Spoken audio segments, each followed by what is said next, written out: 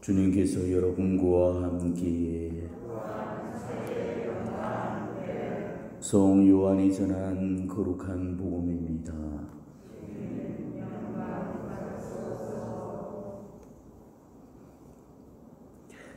그때 많은 유다인이 마르타와 마리아를 그 오빠일 때문에 위로하러 와 있었다. 마르타는 예수님께서 오신다는 말을 듣고 그분을 맞으러 나가고, 마리아는 그냥 집에 앉아 있었다. 마르타가 예수님께 말하였다. 주님께서 여기에 계셨더라면 제 오빠가 죽지 않았을 것입니다. 그러나 하나님께서는 주님께서 청하시는 것은 무엇이나 들어주신다는 것을 저는 지금도 알고 있습니다. 예수님께서 마르타에게 너희 오빠는 다시 살아날 것이다 하시니, 마르타가 마지막 날 부활 때에 오빠도 다시 살아나리라는 것을 알고 있습니다 하였다. 그러자 예수님께서 그에게 이르셨다. 나는 부활이요 생명이다. 나를 믿는 사람은 죽더라도 살고 또 살아서 나를 믿는 모든 사람은 영원히 죽지 않을 것이다. 너는 이것을 믿느냐? 마르타가 대답하였다. 예 주님, 저는 주님께서 이 세상에 오시기로 되어 있는 메시아이시며 하나님의 아드님이심을 믿습니다. 주님의 말씀입니다.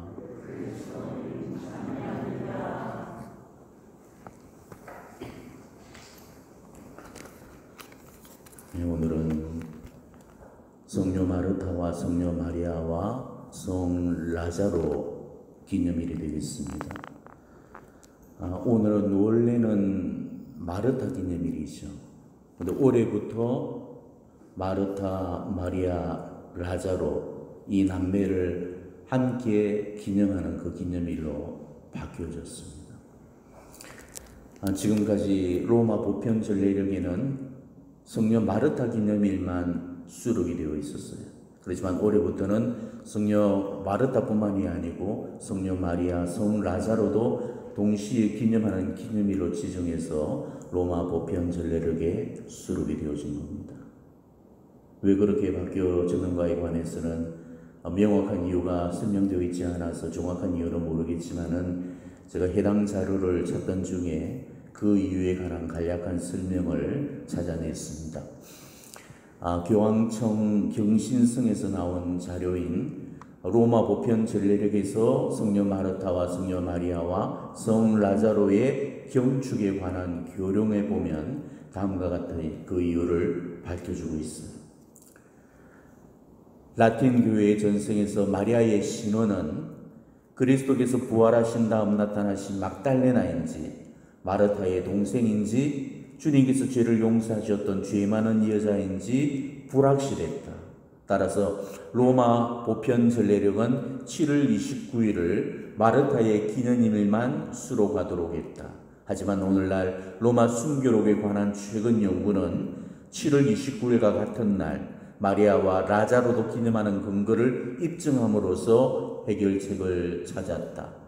또한 일부 특정 지역 전례력은 3남매를 이미 함께 기념해왔다. 프란치스코 교황께서는 마리아의 신원이 최근의 연구로 의혹이 풀려 개정된 로마 순교록에서 증언하는 대로 같은 날 마리아와 라자로도 함께 기념하고, 다른 개별 전례력에서도 이 세 형제를 같은 날 경축하고 있는 것과 함께 그들이 주 예수님을 자기네 집에 모셔드리고 당신께서 바로 부활이며 생명이라 하신 그 주님의 말씀을 듣고 믿었다는 복음의 매우 중요한 증언을 숙고하신 다음 경신성사성의 제안을 받아들이시어 로마 보편 전례력의 7월 29일에 성녀 마르타와 성녀 마리아와 성 라자로의 기념일을 수록하도록 결정하셨다. 자, 이렇게 해서 이번 결정이 이루어진 그 배경을 설명을 하고 있습니다. 하지만 저는 개인적으로 이번 결정이 참 많이 아쉽습니다. 자, 원래 우리 교회 전통은 마리아 막달레나를 베타니아의 마리아, 즉 마르타와 라자로의 누이 동생이었던 그 마리아와 동일 인물로 믿어왔죠. 그리고 창녀 출신의 죄 많은 여인으로 보았습니다. 그러니까 이 셋을 모두 한 인물로 봤던 거예요. 이게 우리 교회의 전통이었습니다. 하나님이시오 사람이신 그리스도의 시와 같은 그런 사적 계시서들에서도 마리아 막달레나가 마르타의 동생 베타니아의 마리아로 창녀 출신으로 묘사가 되어지고 있죠. 그리고 교회의 전통과 사적 계시가 정확하게 일치를 하고 있어요. 우리 교회의 박사이시고 교회 학자이신 아빌라의 데데레사 성령께서도 당신 저서에서 이 사실을 기정사실로 받아들이시고 계시다는 것을 볼 수가 있어요. 그 밖에도 학식이 뛰어나신 대그레고리오 교황 1세 성화께서도 바로 이 세 명을 동일 인물이라고 주장을 하셨거든요. 그런데 현대세교로 넘어오면서 이런 전통주의적인 신조가 흔들리게 됩니다. 그리고 성 바오로 6세 교황님께서는 죄지은 여인과 마리아 막달레나 그리고 마르타의 동생이었던 베타니아의 마리아가 별개의 인물이라는 것을 선언하게 이루죠. 그리고 그 이후로부터 이 전통적인 가르침 대신에 새로운 해석으로 계속 가르쳐져서 이 셋을 각기 다른 인물로 믿어왔던 겁니다. 그래서 저는 신학을 전문적으로 연구하는 그런 신학자가 아니기 때문에 이번 결정에 딱히 할 말은 없지만은 왜 이런 연구 결과가 나왔는지 저로서는 도무지 이해가 가지 않습니다. 신학적으로 이런 결과가 나왔다는 것은 대단히 유감스러운 일이 아닐 수가 없는 것입니다. 완전한 사실에 기반한 연구 결과라면은 그건 어쩔 수 없이 우리가 수용을 해야 되겠지만은 사적 계시에서 발언한 내용들이며 우리 교회 성인 성녀들의 가르침, 신앙 교부들의 전통 가르침들에서 가르쳐지는 그 내용들과는 다른 결과에서 그는 당혹스럽기까지 합니다. 이런 결론이 과연 정말 폭넓은 연구 성과로 이루어졌는지 의구심이 들면서 보다 정확하고 폭넓은 연구가 진행되었어야 한다고 저는 보고 있습니다. 물론 이건 어디까지나 제 개인적인 주견이니까 참조만 하시기를 바랍니다. 그런데 이번 결정으로 말미암아서 마리아 막달레나와 이 베타니아의 마리아를 동일 인물이 아닌 다른 두 인물로 따로 떼놓았다는 점, 이거는 너무나도 안타까운 일입니다. 한번 생각해 보십시오. 지금까지 마르타 기념일만 있어왔고 마리아의 기념일이 없었던 이유는 바로 마리아 막달레나를 마리아와 동일 인물로 보았기 때문에, 그래서 막달레나 기념일을 마리아 기념일로 생각을 해왔던 거죠. 그런데 이제부터는 마리아 막달레나와 베타니아의 마리아를 다른 두 인물로 봐야 된다는 거, 이거는 너무 괴로운 일입니다. 베타니아의 마리아와 마리아 막달레나를 다른 인물로 본다는 것은 그동안 우리 교회가 믿어왔던 그 전통적인 믿음을 깨뜨려버리는 거기 때문에 마리아와 막달레나를 분리시켜서 다른 두 인물로 본다는 것은 우리 앞으로 두고 아마 괴로운 묵상이 되어질 거예요. 자, 지금까지 우리 교회는 베타니아의 그 마리아가 예수님 발에 3천만 원어치 향유옥합을 깨뜨려 부어드린 그런 여인으로 믿어왔죠. 여러분들은 이런 행동이 과연 이해가 되겠습니까? 얼마나 이해가 안 됐으면은 유다스는 바로 그 모습을 보면서 이 마리아의 행동에 불만을 터뜨렸죠. 그렇지만 우리 교회는 전통적인 가르침 속에서 그 여인이 왜 그런 말도 안 되는 행동을 했는지에 관해서 그 이유를 알고 있었던 겁니다. 베타니아의 이 마리아를 마리아 막달레나로 보게 되면 그 이유가 너무나도 분명해지고 그 답을 쉽게 찾아볼 수가 있는 거죠. 예수님께로부터 너무나도 큰 은혜를 받았기 때문에 그랬던 겁니다. 7 마귀를 쫓아내 주셨고, 세욕에 더럽혀진 자신을 해방시켜서 자유함을 주셨고, 사랑하는 오빠 라자로를 살려내신 그런 예수님의 무량하신 자비 앞에 감사로서 그런 행동을 했던 겁니다.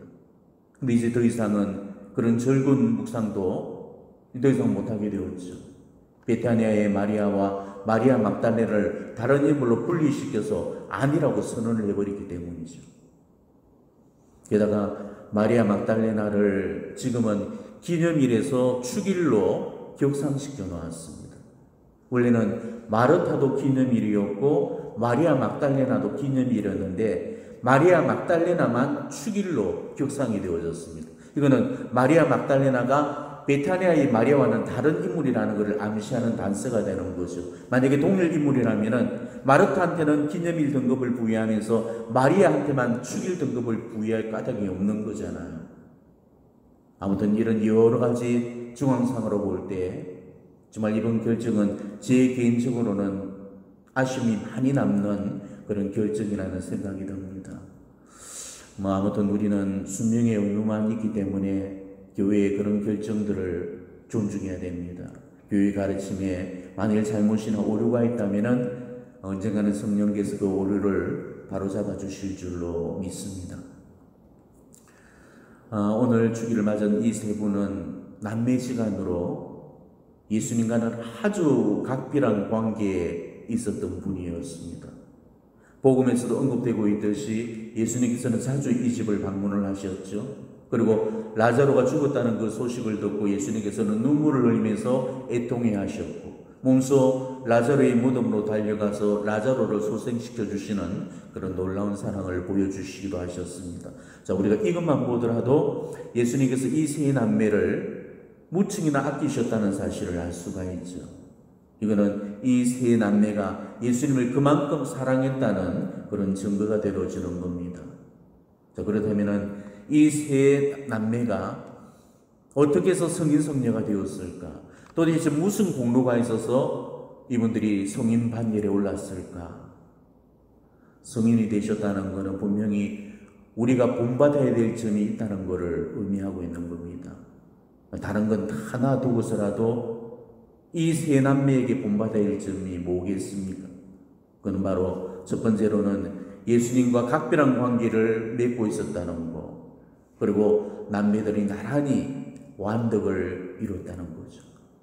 이 두 가지 사실보다 더 분명하게 우리가 그들을 본받아야 될 점이 또 어디가 있겠습니까? 먼저 마리아를 보십시오.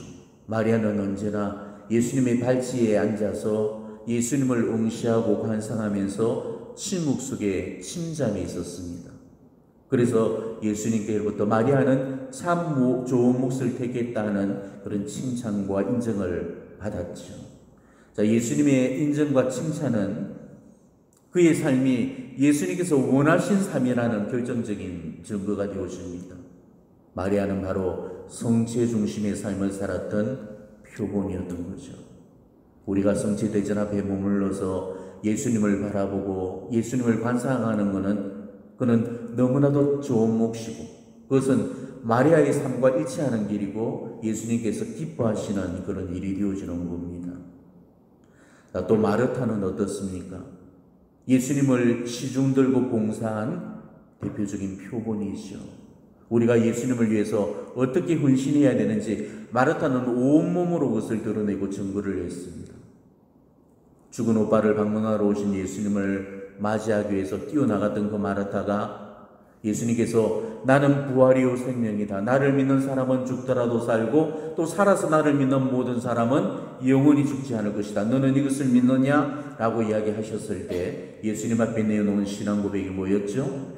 주님께서 메시아이시며 하느님의 아드님이심을 믿습니다. 라는 그 고백을 내어놓았죠. 그런 불행스럽고 비극적인 상황 하에서 그런 신앙 고백을 내어놓을 수 있는 사람이 과연 몇이나 있겠습니까? 아마 우리라면은 그런 상황에서 믿음은 고사하고 오히려 하느님을 원망하면서 떠나가 버렸을 겁니다. 실제로 저는 사목생활 중에 그런 사람들을 여럿이나 보았습니다. 사랑하는 자식이 사고로 죽고, 사랑하는 아내가 몹쓸병에 걸려 죽고, 사업체가 부도를 맞아서 거리에 나앉게 되었을 때 그들은 모두 신앙을 버려버렸습니다. 그런 와중에서도 마지막까지 주님을 붙들고 앉아서 주님을 믿으면서 끝끝내 신앙 고백을 하는 사람을 저는 단 한 사람도 보지를 못했습니다. 그러니 이 마르타의 그 덕이 얼마나 뛰어난 덕이겠습니까? 우리는 얼마나 이 마르타의 덕을 본받아야 되겠습니까? 마지막으로 라자로를 보십시오. 이 복음에는 라자로의 신앙이나 예수님에 관해 직접적인 그런 신앙 고백이 나와 있지 않아요. 그러다 보니까 라자로는 별로 우리가 중요하게 생각하지를 않습니다. 하지만 우리는 예수님을 통해서 라자로가 얼마나 예수님을 사랑했는지 그 결정적인 증거를 찾아볼 수가 있죠. 라자로를 얼마나 사랑하셨으면 예수님께서 눈물까지 다 흘려주셨겠습니까? 예수님께서 때로는 인간의 고통 앞에 연민을 품고 또 슬픔의 감정이 북받쳐 오른 적은 있지만 누군가를 향해서 눈물을 흘려준 적은 라자로가 유일합니다. 우리는 이렇게 생각할 겁니다. 예수님이 얼마나 사랑하셨으면 눈물까지 다 흘려주셨겠나. 그렇지만 그 이전에 라자로가 주님을 얼마나 사랑했는지부터 우리는 물어봐야 됩니다. 라자로가 주님을 사랑했으니까 주님도 라자로를 그만큼 사랑해 주셨다는 거죠. 라자로가 목숨을 바칠 만큼 주님을 사랑했기 때문에 주님도 그의 죽은 목숨을 살려내셨던 겁니다. 사랑이란 것은 상대적인 거죠. 내가 그분을 사랑하면 그분도 나를 사랑해 주십니다. 마찬가지로 그분이 나를 사랑하시면 나도 그분을 사랑해 드리게 되는 거죠. 우리가 이 사실만 미뤄보더라도 예수님께서 라자로를 위해서 눈물을 흘려주실 정도라면 라자로가 주님을 얼마나 사랑했는지 짐작을 해볼 수가 있을 겁니다. 아무튼 우리도 이 세 남매들처럼, 즉 마리아처럼 주님만 바라보고 주님을 관상하고, 그리고 마르타처럼 주님께 헌신적으로 봉사하면서, 그리고 라자로처럼 주님이 나를 끔찍이 사랑해 주실 만큼 그렇게 주님을 사랑하면서 산다면 우리가 성인이 못 되어질 그런 이유가 어디가 있겠습니까? 우리가 이뤄내야 될 성덕의 가장 큰 모범이 이 세 남매의 삶 속에 들어있는 것이고, 우리가 어떻게 그 길을 걸어가야 될지 이 세 남매가 우리의 길에 그 원형을 제시해주고 있는 것입니다. 오늘 이 세 남매가 나란히 성인 반열에 들었다는 거, 이거는 대단히 어려운 일이죠. 간간히 형제지간이 혹은 부모 자식 간에 그런 성인의 관계가 맺어지는 경우들이 있지만은 한 형제들이 몽땅 다 성인 반열에 드는 경우들은 극히 드뭅니다. 어쩌면은 우리가 마지막까지 목표로 삼아야 되고 포기하지 않아야 될 우리 영성의 목표점이 되어야 되지 않겠습니까? 오늘 이 세 남매가 나란히 그 성인 반열에 들어서 그 천상의 영복을 누리고 있듯이 우리 역시도 지금 우리의 형제자매들, 비록 지금은 냉담을 하고 지금 비록 외인이고 지금 신앙의 열성이 없다 하더라도 우리가 함께 도와주고 도움을 받으면서 그 성덕을 이뤄냄으로써 함께 성인 반열에 들 수 있도록 우리는 노력을 해야 됩니다. 오늘 특별히 이 세 분 남매의 그런 전구를 청하시면서 오늘 이 미사 봉헌하시기를 바랍니다. 아멘.